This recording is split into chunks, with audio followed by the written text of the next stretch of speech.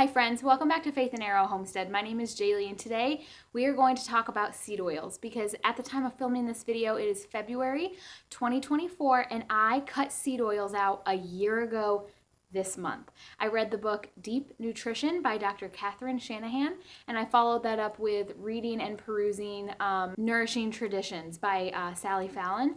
And the combination of those two things opened my eyes to just how toxic the conventional food from the grocery store actually is, and not just to us, but generationally.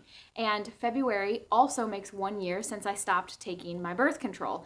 And with those two things combined, it made me want to cut seed oils out of my diet completely. The only place that I still consume seed oils that I know of is in my Burt's Bees chapstick. Burt's Bees chapstick does have some oils that I would not normally consume. I'm addicted to it. I've got a problem. Send help. But in terms of my food, I've completely cut it out. Now, other people that you may talk to who care about seed oils would tell you to do the 80-20 rule, where you 80% cut it out and you 20% still allow it, because it can be difficult to cut anything out of your diet completely. And in the future, that's likely going to be what I do. But after learning about how seed oils impact babies in utero and afterwards through breastfeeding, and how it can actually change their DNA and cause real life-lasting, generation-spanning issues, I said, no, I can do this for the length of my childbearing years. It's been 1 full year since I started doing this, and I have been largely successful. What I mean by that is I have not cheated very much at all. In doing this, I also cut back on consuming alcohol. I cut caffeine out of my diet completely. I cut way back on sugar, things like that. And I would not heed these rules while I was on my period, which I know this is TMI, but while I'm on my period, I know I'm definitely not pregnant. There are no babies inside of me. And so I would have a drink with Tom. I would eat whatever sugary snack I was craving. There is one thing that I absolutely have not compromised at all in the entire length of me cutting out seed oils, and that is fried foods. Fried foods, as well as hydrogenated oil margarine spreads like fake butters and things like that, are the two most harmful, most disgusting sources of seed oils that we are exposed to. And with fried foods, going out to a restaurant, that was hard at first because fried chicken wings, mozzarella sticks, fried pickles, French fries were some of my favorite things to get when we would go out to eat. Restaurants often don't change those oils for weeks. They are heated to very high temperatures and they are as rancid as oils can possibly get. They are absolutely disgusting. And I'm going to be really honest with you, after I learned about them and learned about what they do inside the body, it was not hard for me to say no. Even mozzarella, I'd say mozzarella sticks are probably the hardest thing for me to let go of. I've enjoyed them for years and years and years. The idea of them makes me still want them, but then when I actually see them or smell them, the knowledge that I've garnered about these oils would literally gag me. Like, I genuinely don't think that I would be able to take a bite. And I'm grateful for that. And that's what makes this different from just a diet. This isn't just a diet, like, oh, I'm going to go keto for a month and see if I can lose some weight. No, that's not what this is. This is what I was consuming was actually harming me, and I don't want to consume those things anymore. And it has made it a whole heck of a lot easier for me to go a whole year without them than just, cutting something out because I want to lose weight. It's not the same thing. The motivation and the intention is not the same. So I wanted to make that distinction. But by and large, I've cut them out for an entire year, and I'm making this video to talk about what I've seen. How has that gone for me? Like, have I improved? Have I noticed any differences, side effects? I've had a lot of people on Instagram reach out to me anytime I talk about this and be like, can you tell me a little bit more about this? What have you been feeling? Why did you do this? And really, I would say that the reason why, well, mostly was the kids. Whatever babies Tom and I are ever blessed with, I want them to be healthy, and I don't want them to be exposed to anything that could potentially cause issues that could have otherwise been avoided.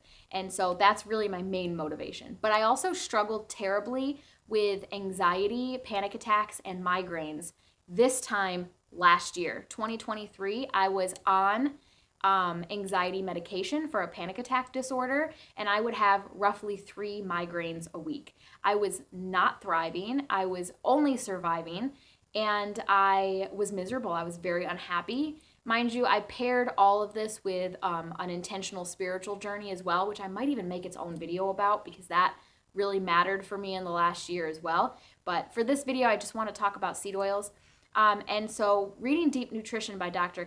Shanahan opened my eyes to, I had separately decided to stop. Tom and I decided I was going to stop taking my birth control at the same time that I was being exposed to this information about seed oils. And when I read the first half of that book, Deep Nutrition is all about how it affects children in utero and post being breastfed. And I was just, I have to do this. I have to do this. But outside from that, personally, I also was having the panic attacks and was on anxiety medication and was having the migraines. And I learned that what you eat and the health of your gut is directly connected to your brain. That's not woo-woo, hippy-dippy. That is true, actual science. Can you not? Can you not?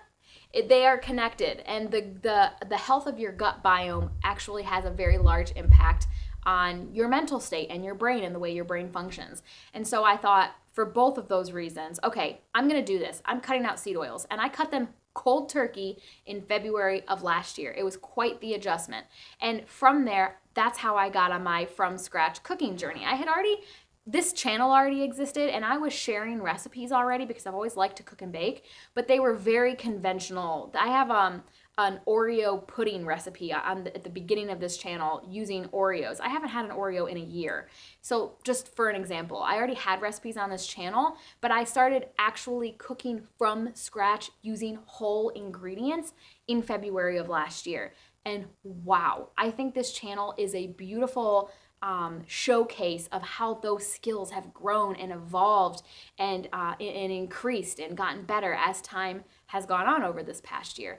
And I really am so grateful that it has unfolded the way that it has, because I'm able to now come to people and show people, like, listen, I started where you are. I knew no more than you knew. I had no more skills than you had. I started absolutely from the bottom, and I have put time and intention and effort and work into getting myself now where I am, with my ability to cook from scratch, with my knowledge of food and ingredients, with my knowledge of nutrition. At the same time, I also started learning about pro-metabolic health, and I listened to the Freely Rooted podcast. I'll have linked down in the description.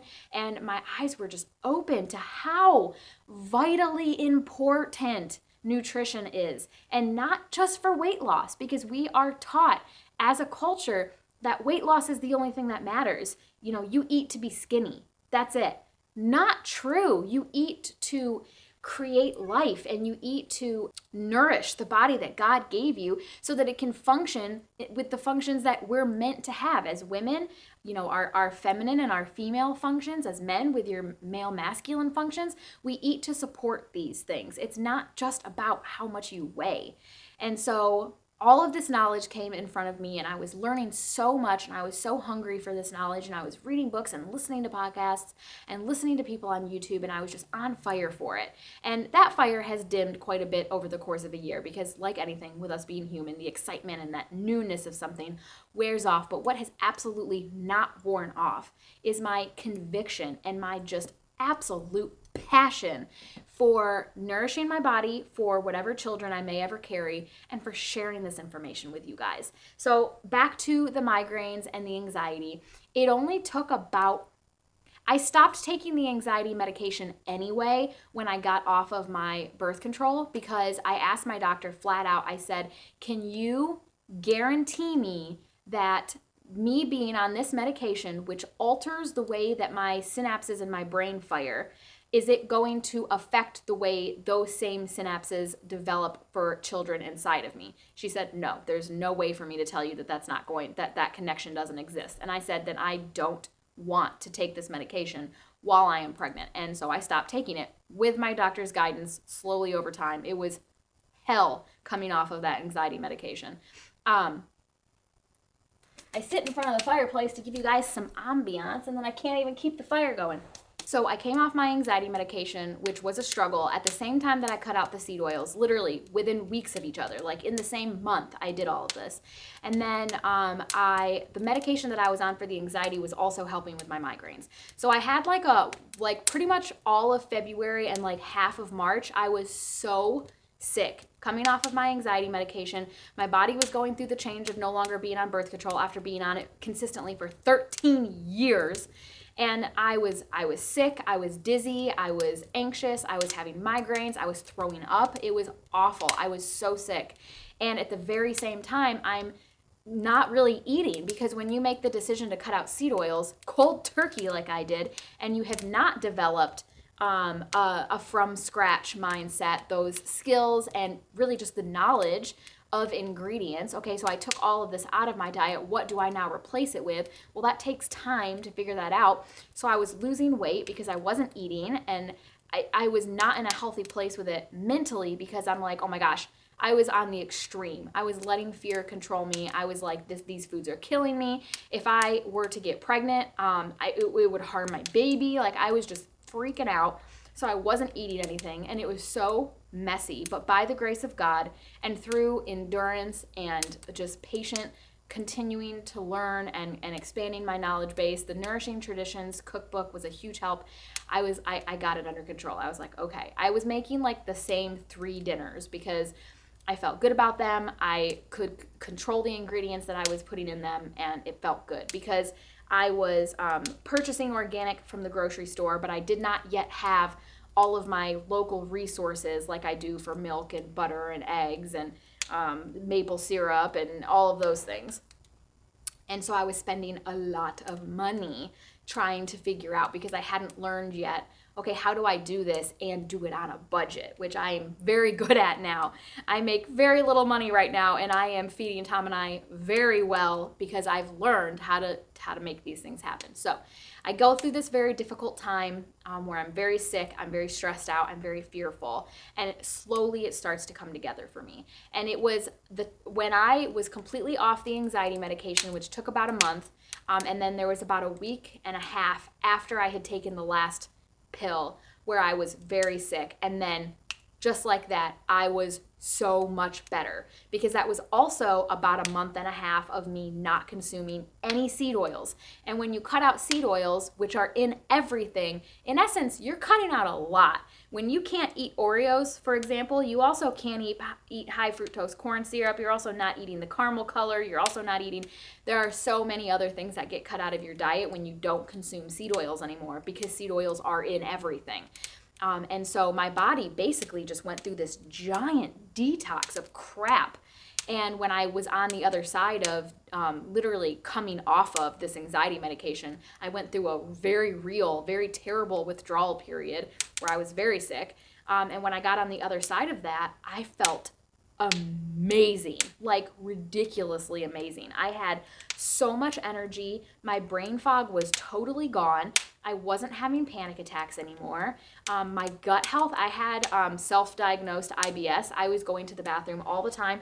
When I was working at the hospital, I had to eat very bland, very plain food because I was an MRI tech. MRI scans are like 45 minutes to an hour and a half long. I can't leave my patient on the table to go to the bathroom. So I was almost not even eating at work because I was so worried about upsetting my stomach. That was gone.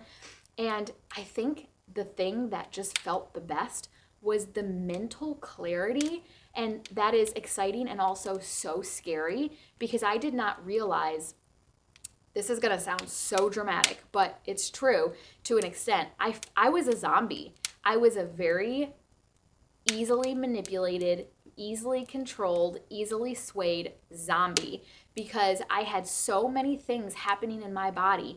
My brain fog was so severe. My anxiety was so bad that the wind would have just taken me wherever it wanted to take me, metaphorically speaking, and I would have gone along with it. And that's, if you ask me, exactly how they want us to be. I'll stop there. I know that's not what I want to get into here, but I digress. Having the brain fog cleared and having just like I felt awake to the world. And that really helped me on my spiritual journey. It really helped me be more sensitive to the Holy Spirit. And it really helped me be like, wait a second. I was not in control of my life at all. And it was at that time, probably May-ish, that I started to be like, this is not, wait a minute, where am I? What am I doing? This is not where I want to be. This is not what I want to be doing. I'm actually very unhappy. I want to make changes. And then from July onward, my life just started to look drastically different.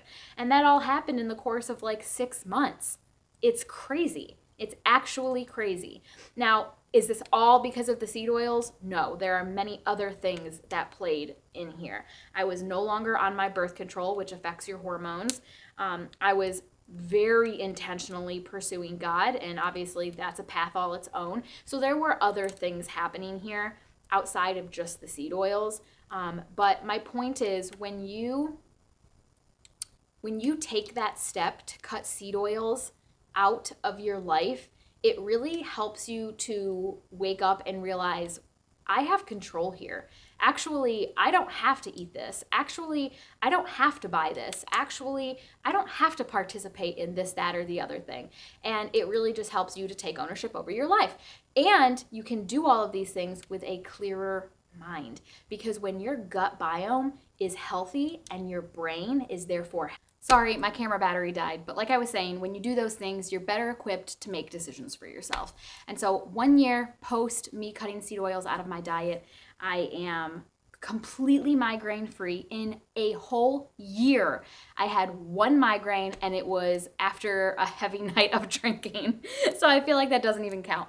I had 1 migraine. I have not had an upset stomach really at all. I'm trying to think the last time that I had to emergently go to the bathroom, and I can't even remember. I can't remember. So I don't want to say that it hasn't happened at all in a year, but I can't remember the last time that I did. So there's that. And then also, so I actually had a panic attack anxiety disorder, where I was prone to having panic attacks, and that was my anxiety symptom.